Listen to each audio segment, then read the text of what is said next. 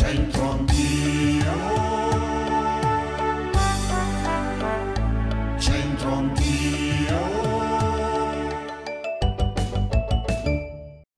Bentrovati amici, bentrovati, siamo sempre qui in Piazza Vittoria e Piazza Vittoria ha la caratteristica forma ad L che ricorda un po' Piazza San Marco a Venezia in versione stilizzata e speculare. Al posto del Palazzo delle Poste dovete immaginarvi la Basilica di San Marco, al posto della Torre della Vittoria il Campanile di San Marco e al posto della Torre della Rivoluzione il Campanile dei Mori di Venezia. La Torre della Vittoria, o Torrione, alta 52 metri e terminata nel 1932, è stata il primo grattacielo d'Italia e il primo in Europa ad essere realizzato in cemento armato. È anche chiamata Torre delle Assicurazioni perché è stata per anni la sede dell'INA. Sotto le finestre della Torre della Vittoria ci sono dei bassorilievi che raffigurano le arti e il lavoro dei bresciani, opera del ceramista romano Vittorio Saltelli. Il detto, il proverbio di oggi è sbisa la fo, sbisa la fero. Non si parla di gomme di bicicletta, eh? Cercare di uscire. Uscire dal cinema, dal teatro. No, aspetta, Sì, giusto. Però metaforicamente sbisa la fo, leggi che la sbiso sempre fero. schivare qualsiasi monellaccia, come se per dire, porca miseria. Andarsene, cavarsela, andarsene fuori, cioè spicciarsi. Hai capito? Alla facoltà di fisica vi dicono pure i detti dialettali. No, quelli lì sapevo già di mio. A Bedizzole si dice sbisa la fo? Si dice, è un po' come andarsene fuori, riuscirci. Sì. Tu sei uno che ogni tanto... Sgattaiolare. E tu ogni tanto sei uno che riesce a sbisa la fo? Certo, questo sì, Quando non c'è lei. quando non c'è lei, sì. Che la vince sempre? E lei è fortunata, la gente che la sbiso... Sì, io sono fortunatissima.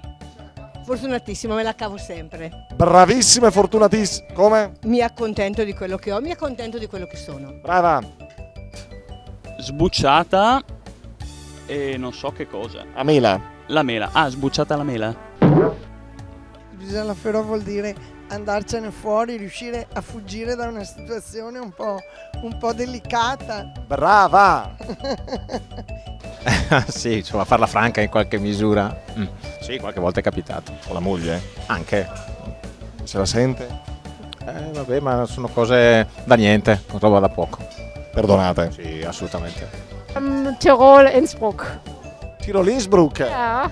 Un saluto. Salute! Grazie. Bisogna la fa, giovanotto, grazie per il giovanotto. No, lo stiamo aspettando il giovanotto, intanto interrogo lei. Farla franca, esatto, farla franca. Conosce in Italia qualcuno che la fa franca? Cioè, la lista è lunga. Senta, allora lei ha bevuto un pirlo? Sì. Il pirlo aiuta per il dialetto bresciano, eh? No, ma è un'eccezione, non è che... Vabbè, aiuta a ricordare, eh? No, ma no, sono sobrio. Dica. Sbisala fo, che significa alla sbisala fo?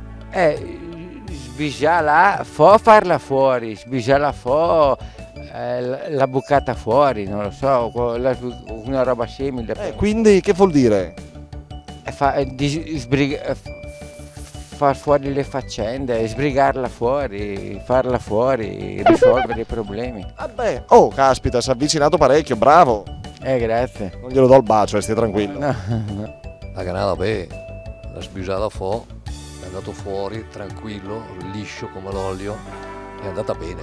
Quante volte a lei capita di sbisala fo? Ma io devo dire che sono fortunato soprattutto col profero lì. Nel mio lavoro ci sono sempre riuscito, rarissimamente mi è andata male. Ho capito, questa la so, spuntarla. Spuntarla, il marito d'accordo, ma tu ti è mai capitato di sbisala fo?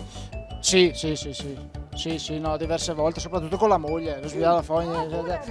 Bravo, complimenti.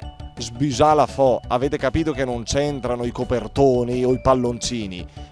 Bucarla fuori, insomma, cavarsela sempre in qualche modo. Ecco cosa significava. Grazie amici, alla prossima, ciao! C'entro anch'io.